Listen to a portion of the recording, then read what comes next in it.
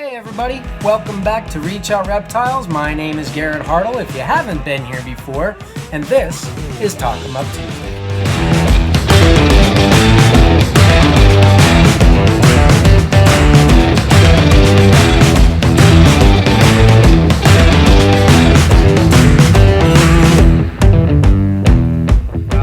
Would have been Talk 'em Up Tuesday if my friend Brian Cusco hadn't been bitten by a giant reticulated python.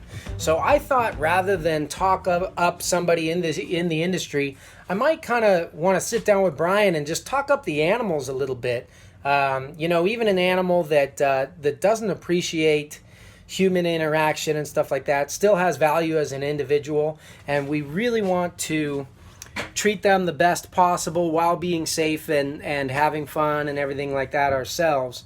So I thought this would be kind of an interesting episode. So let's get right into it with Brian and see what happens here. So in lieu of our regular programming, I bring you Mr. Cusco again in the reptile room for a little bit of, I can see it on your hand right there, for a little bit of storytelling time, even when you're moving around.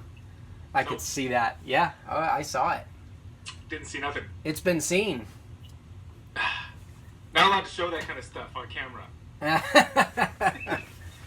So yeah, why don't you tell us? I got an email from Brian the other day about a subject that was a little bit sketchy, but why don't you give us the story? I had to hit him up and find out the truth. Email was me messing with that pied. If none of you guys know, Garrett sent me a female pied retake. She's about 14 feet and just loves people. They should know if they've watched our videos, because you saw the one on mine about how to handle a dangerous python as I was putting her in the box, and then you've probably seen her give Brian a little love tap on the pants on his videos. I uploaded a similar title video called "How Not to Handle a Dangerous Python." Exactly. So you can check that out on his channel. I was trying to get comfortable with her. Well, I was trying to let her get more comfortable with me, and maybe push the boundary a little too close to where I hold her from about the middle of the body and to where she doesn't have enough room to come back. This time I was getting a little closer, started to get up to her neck with my hand, and she just came around real fast and just grabbed my hand and kind of crunched it down. I'd never actually heard my bones crunch from a snake biting me before, so that was new.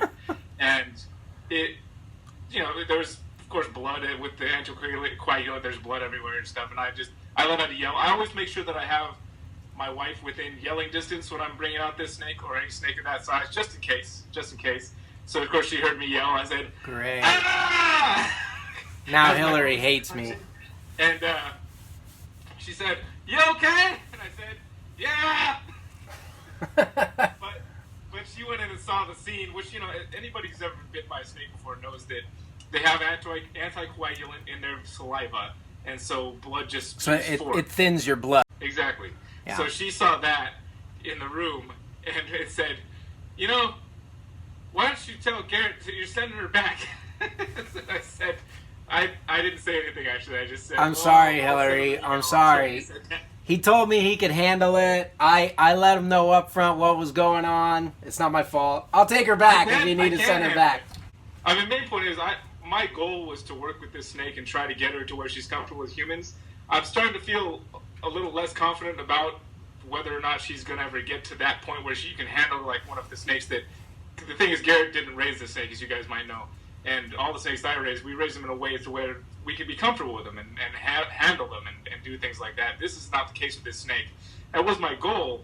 I'm starting to lose confidence about that goal being attainable just because she seems to have had such a negative experience with humans that I don't know that I can get her to that point. I'd like to, but I don't know. What are your thoughts on that? I don't know. That's actually an interesting topic. And guys, part of the reason I wanted to do this is because, especially like in our Facebook group, Positive Pythons and stuff, well, his Facebook group, Positive Pythons, we don't allow bite pics and things like that because they get sensationalized all the time, and people make a big deal and use it as ammunition about why not to keep snakes and all that kind of stuff. They just get completely blown out of proportion. Anytime you're working with a live animal or inanimate objects, I have scars as big from any reptile scars as from riding a bicycle or anything else.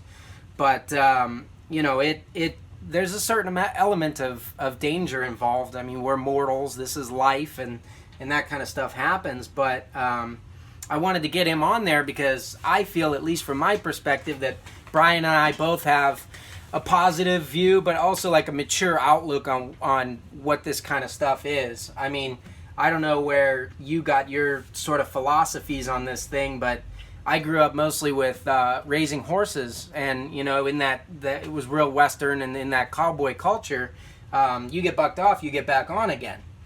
And that's what they always tell you. A horse will kill you a whole lot quicker than any reptile will. Yeah, I have a broken back and everything from horses, and I don't think I have any damage at all from all my days of dealing with different kinds of reptiles. But yeah, to your point, in all my years of handling snakes, this is easily the worst bite I've ever got. Not that you couldn't get a worse one, but this is the worst one I've ever got. It's nothing really to see. It's a couple of puncture wounds. It's not. When she bit me, I've always known, people say don't pull back if a snake bites you because you're going to cause more damage. But the snake can also try and move too. And so even if you hold completely still and try not to move, the snake might move on you too. And which is what she did. She grabbed and she tried to move, and instead of holding still, I'd let her take my hand wherever she was going to take it, which minimized any of the damage. It could have been more damage if I tried to hold my hand still and she moved across my hand. Could have done more damage while she had her teeth sunk in there. But since I let her move my hand where she wanted it to, there was minimal damage. That she did bite in the knuckles, so it's pretty sore today. But that being said, being my worst bite I've ever taken in my entire life, this is going to feel better. I mean, a couple days I give it, and I'll be back to normal. I told Brian my worst bite was a feed bite from a very nice female that I had that was about 15 feet long. And she grabbed my hand and wrapped me up. But I think giving in to her is the right thing to do. In the case of a bad bite, I think of it almost like rodeo bull riding scores. It's 50% the rider, 50% the bull's performance. And that's what these snakes are like. I mean, just because you took a bad bite doesn't necessarily mean you did do something wrong. Right.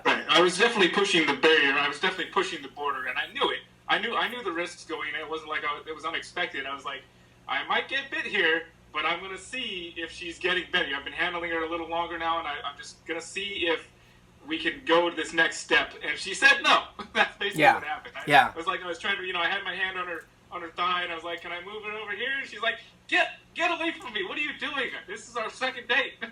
I think it comes down to the fact that everyone has a different opinion of what is dangerous, probably mostly based on their comfort zone.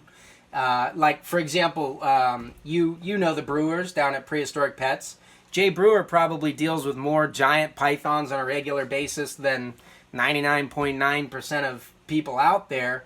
But he used to tell me every single day whenever I would show up there at the store to stop riding a motorcycle that he would let me drive a company car because I had a death wish to drive a motorcycle.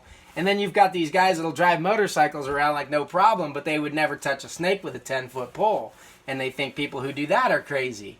And maybe the truth is we're both crazy, but I think we have to allow a little bit of space to allow other people to be their form of crazy in life. I think every single person on this earth has their own particular brand of crazy, and maybe some of them haven't realized it yet, but it's just the case. Every one of us is a little bit crazy in our own particular fashion. And like you're saying, we all have to learn how to allow each other that space to be our own brand of crazy. Right. I think if you're not, you probably should be. You may not be experiencing enough life. Are the real crazy ones, but I try to stay. That's funny. That's funny. So let me ask you this now.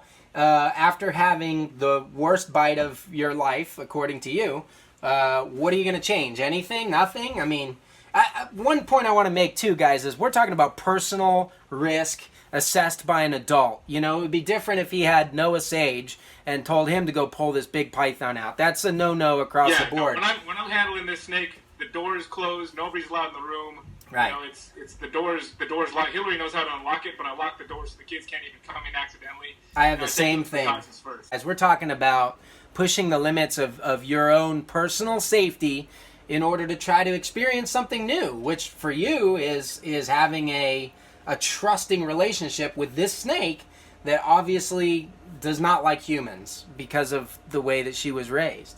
I'm really looking forward to getting her out of the quarantine because the quarantine room is a fairly small place. So that's one of the challenges in itself is working with her in that room. It's limited space. She can't stretch out all the way even with me on because there's some furniture and this and that. But I can't get a full room to where even in my main state room down here, it's not a huge room, but it's still more room than that quarantine space so that I can actually move all the way around with her in here. So I'm really looking forward to getting her down here. And she's in shed right now. So after she has that second shed, she's coming down here.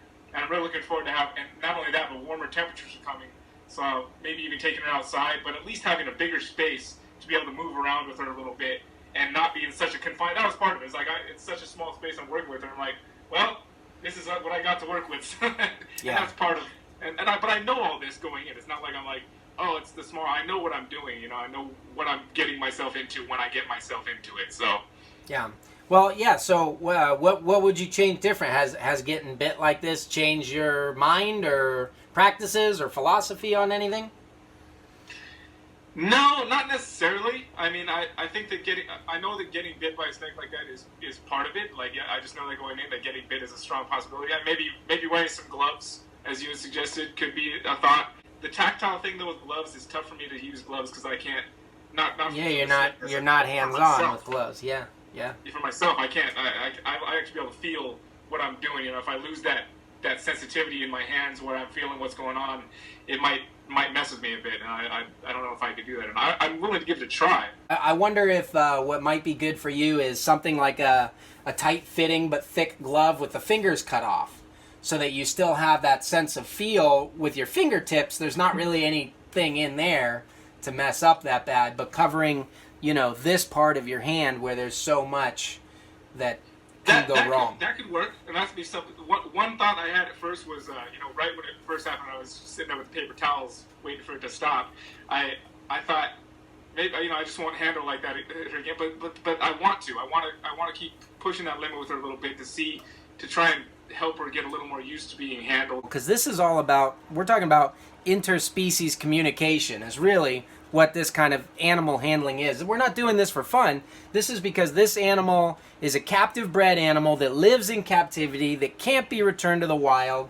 Half of it is white because it has a genetic morph. So, we're talking about having this animal have the best possible life while it's with us that we can, right? And so not being afraid of keepers that need to interact with them is a big part of that. And that's why we're handling the animal.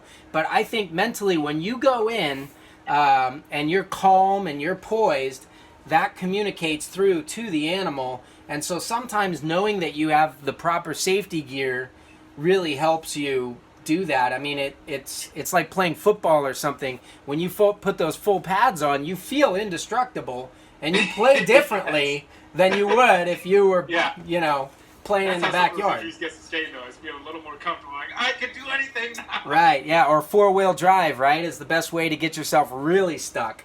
So, but same kind of thing. I mean, it can provide a little bit of confidence as well. So, but yeah, just to recap, if something happens where you get in a situation and you take a bite, the best things you can do are actually all happen in advance. You talk about, clearing the room, having your space, thinking the interaction out before you get into it, but then also having someone nearby, in your case it's your wife, and that all needs to happen beforehand.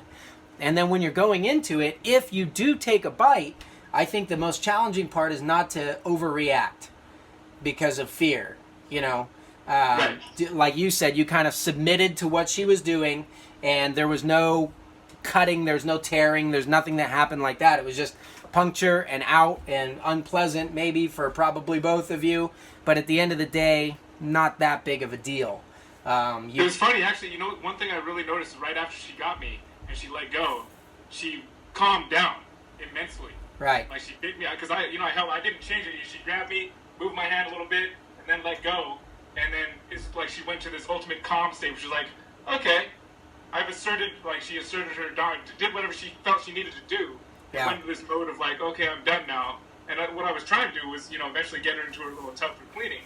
And she stopped like going around being crazy. She just kind of was like, oh, okay, I bit him, and he's still holding me. And then just kind of was like, well, okay, well, what are we doing now? I was like, well, now you're going into your tub, and she went into the tub with no issues. So it was interesting to see her whole mentality change after she bit me. She went from being this scared snake to this calm snake. It was really interesting to see that. So if you can learn what you just experienced with a big snake with babies, that's what makes, I personally, I think that's why the animals that I raise end up being so calm.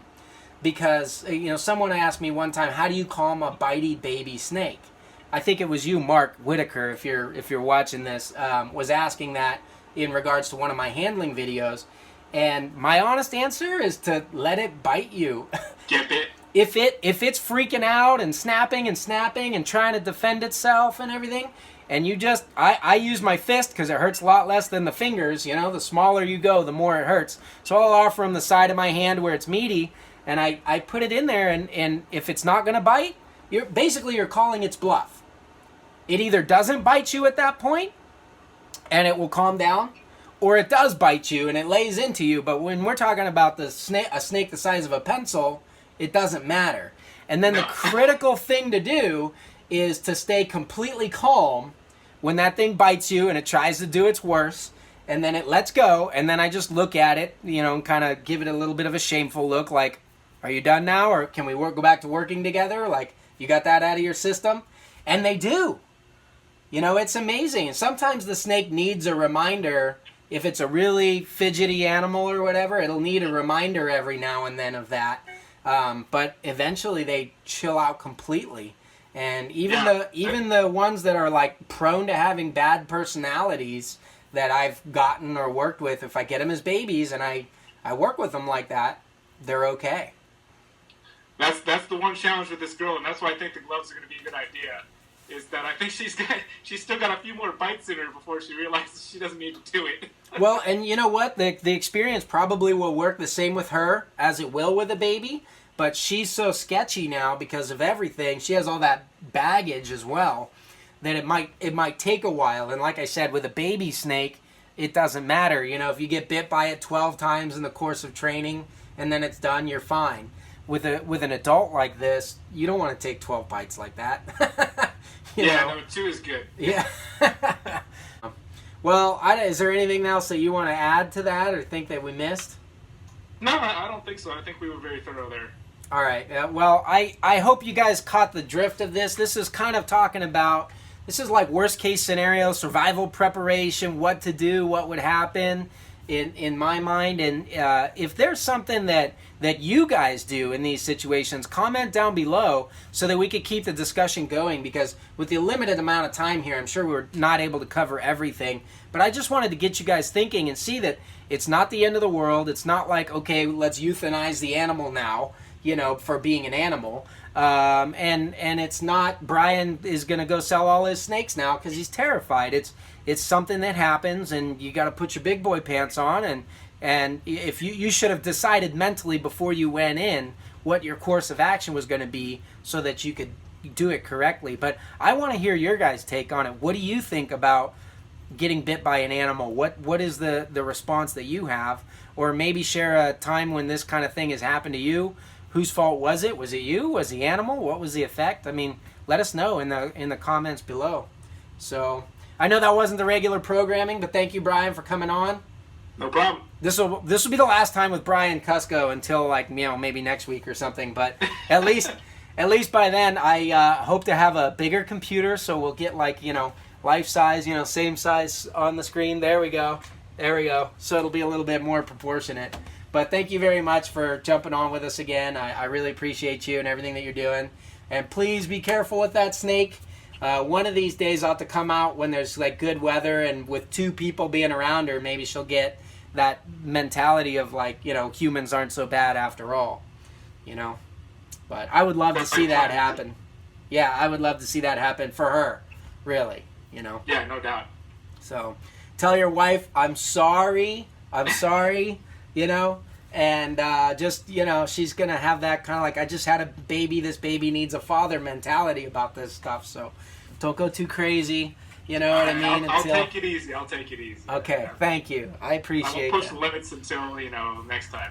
I don't want to see you get hurt unless I'm there in person with a camera. Then it would probably be okay. But all right, buddy. Hey, thanks All again. right. You take Yes, care. sir. You too, bro. All right. All right. Well, I hope you guys really kind of got what we're understanding. You know, Brian and I are buddies. We joke around about stuff. But getting bit by an adult reticulated python is no joke. You know, use your best judgment. Use personal safety gear and stuff like that. If you have an animal that is difficult to work with. And again, this is not some like adrenaline junkie, my snake is bigger than your snake kind of a thing. This is us trying to work together to provide this animal with the best possible life in the situation that she's in and what she's been given. So hopefully that gives you guys something to think about, and I'm really looking forward to hearing the conversation continue in the comments there. But you can't get away without finding yourself on the filing cabinet. Now I'm starting my sticker collection here, and if you want to find yourself on the filing cabinet, make sure you send one in to the address in the description there, and we'll give you guys a shout out. So I'm going to talk about Triple L Reptile. A lot of you guys probably know who this is, but this is my buddy Lauren's company. He does a great job with like pet store and specialty reptile keeping equipment. Best stuff, best price that's out there. If you've never been on the website, go on llreptile.com. They have everything and they get it to you right away at the best price. I hope you guys have fun. We're going to be heading out to Tinley Park, so I don't know what I'm going to do for Free Tip Friday, but we'll probably be live from Chicago. So we will see you guys there. Have a great week.